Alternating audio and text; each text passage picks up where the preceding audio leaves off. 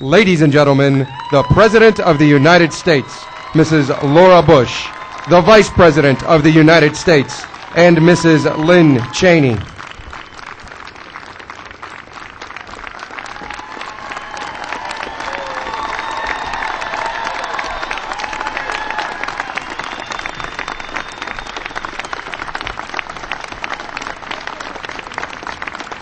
Thank you all for coming.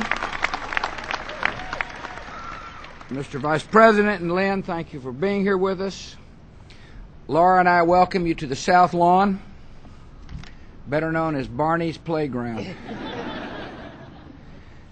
I want to thank members of my cabinet who've joined us. We've just finished a cabinet meeting, and it gave me a chance to tell them how much I appreciate the good work they're doing during this critical time for our nation. I also appreciate the men and women who make up the Executive Office of the President for joining us today.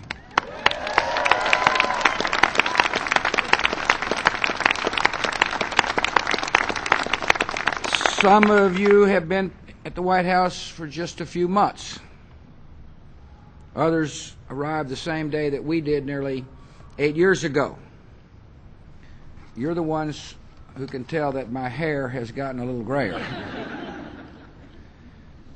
Others are career employees who have been here for 30 or 40 or sometimes 50 years. I can tell that your hair has gotten grayer. People on this lawn represent diverse backgrounds, talents, and experiences. Yet we all share a steadfast devotion to the United States. We believe that service to our fellow citizens is a noble calling and the privilege of a lifetime. This is an exciting time for our country.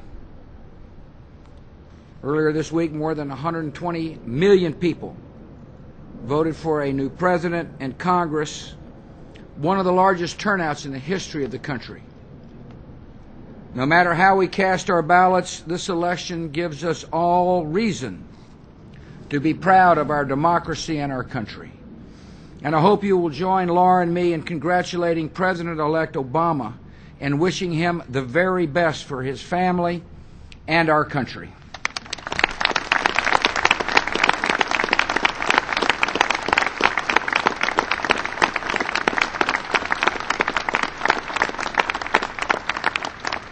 Just before our inauguration, in 2001, Laura and I went back to Midland, Texas. She was born there and I was raised there. I said that Laura and I would never quite settle in Washington. I told them, while the honor is great, the work is temporary. This is true for many of us here today. This peaceful transfer of power is one of the hallmarks of a true democracy. And ensuring that this transition is as smooth as possible is a priority for the rest of my presidency. We face economic challenges that will not pause to let a new president settle in. This will also be America's first wartime presidential transition in 4 decades. We're in a struggle against violent extremists determined to attack us. And they would like nothing more than to exploit this period of change to harm the American people. So over the next 75 days, all of us must ensure that the next president and his team can hit the ground running. For more than a year now, departments and agencies throughout the federal government have been preparing for a smooth transition. We provided intelligence briefings to the president-elect, and the Department of Justice has approved security clearances for members of his transition team.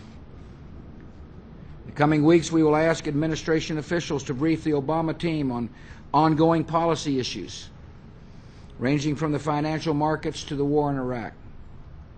I look forward to discussing those issues with the President-elect early next week.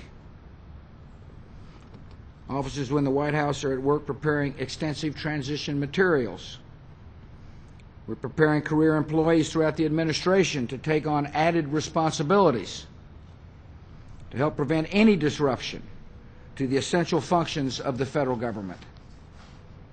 Taken together, these measures represent an unprecedented effort to ensure that the executive branch is prepared to fulfill its responsibilities at all times.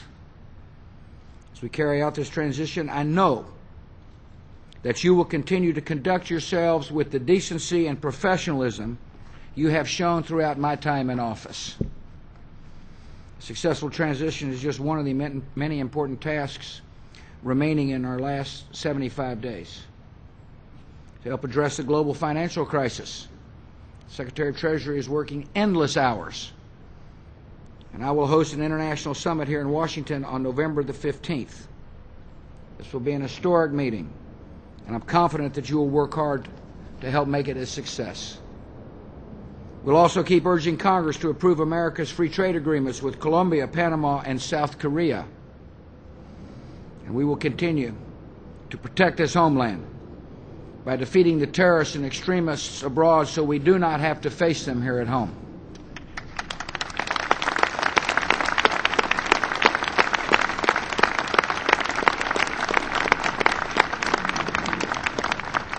As January 20th draws near, some of you may be anxious about finding a new job or a new place to live.